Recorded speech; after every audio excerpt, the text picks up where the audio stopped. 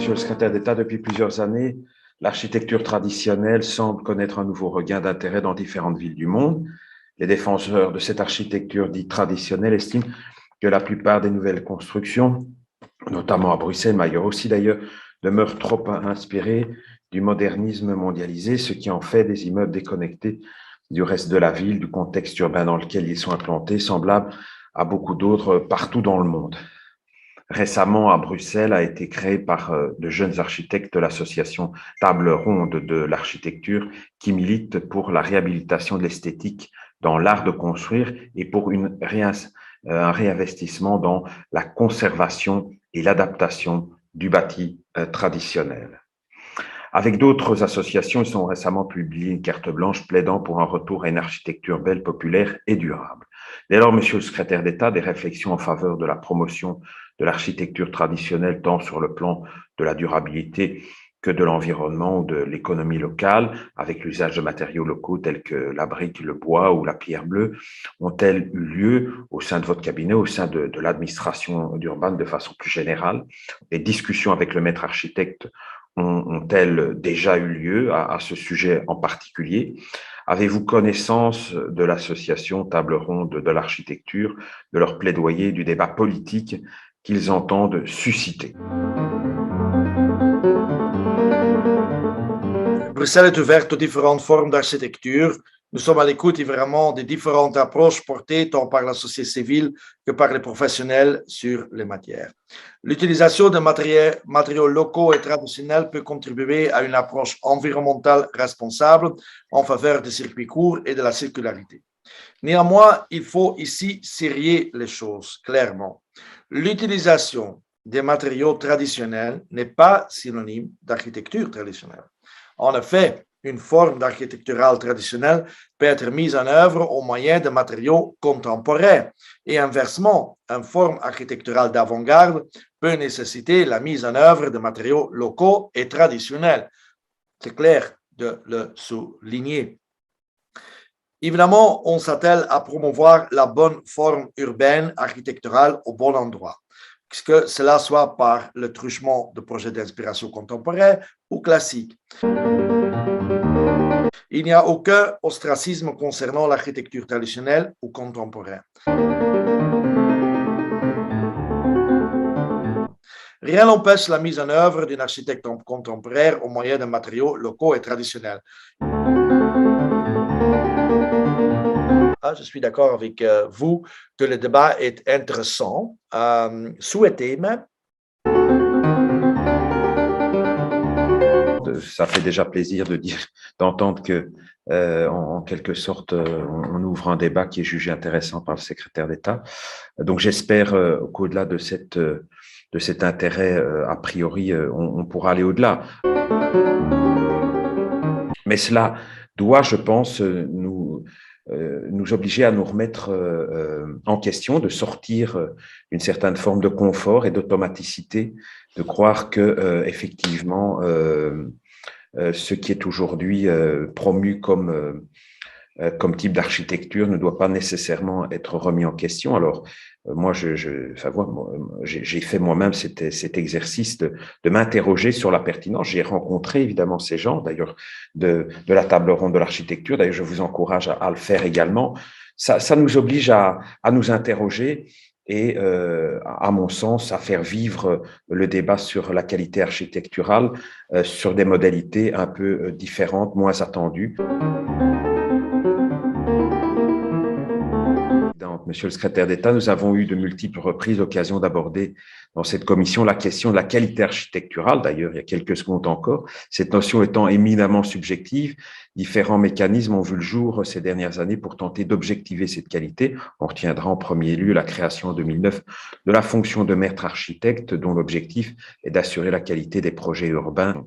Néanmoins, si ces différents mécanismes apportent sans doute une certaine plus-value au niveau de la qualité architecturale, il demeure l'apanage de spécialistes que sont les urbanistes, les architectes, les promoteurs et les planificateurs publics. Dans le contexte actuel marqué par les crises sanitaires et climatiques, ainsi que sur les débats autour de la manière de densifier la ville, plusieurs acteurs plaident pour l'émergence d'un nouveau mode de ville qui répondent davantage aux besoins et aux désirs des habitants. Nous avons discuté à de multiples reprises du manque de participation ressenti par les riverains des quartiers faisant l'objet de grands projets d'aménagement, notamment dans le cadre des fameux PAD, pour tenter de ne pas rester enfermés dans une certaine forme de technocratie à travers laquelle le modèle de ville se conçoit d'en haut pour être imposé aux citoyens. Je souhaitais vous interroger, Monsieur le secrétaire d'État, sur l'opportunité de réaliser des enquêtes d'opinion sur les préférences architecturales des Bruxellois. Dès lors, Monsieur le secrétaire d'État, j'aurais souhaité savoir si vous aviez connaissance de ce type d'enquête d'opinion relative aux préférences architecturales des citoyens. Estimez-vous que ces initiatives seraient pertinentes et réalisables dans notre région? Le cas échéant, selon quelles modalités ces enquêtes d'opinion pourraient-elles avoir lieu?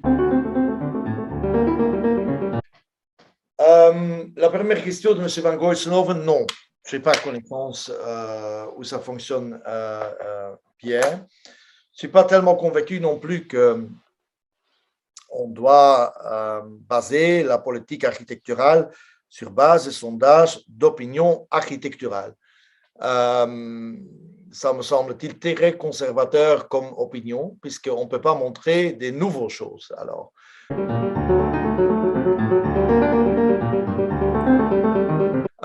qui ne sont pas encore là et qui doivent être inventés.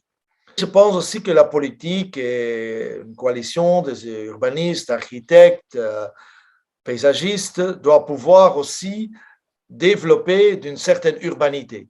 Je ne pense pas que Art Nouveau était développé si on a fait à l'époque un sondage d'opinion architecturale.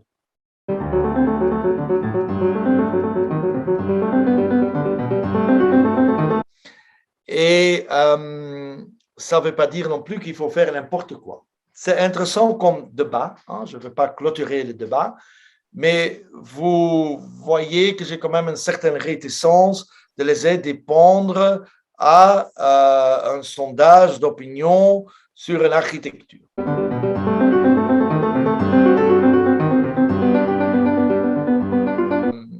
La question qui se pose, c'est quoi et à quel moment c'est représentatif. Et souvent, on sait que les gens n'aiment pas trop le changement, mais une fois que le changement est là, souvent ils l'aiment. Hein?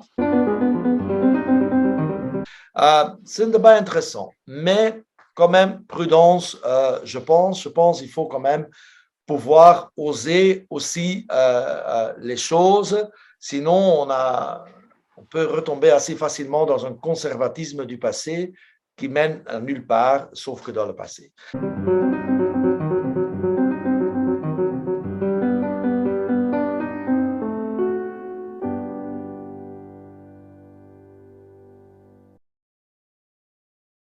Voilà, vous n'êtes pas convaincu par les sondages d'opinion.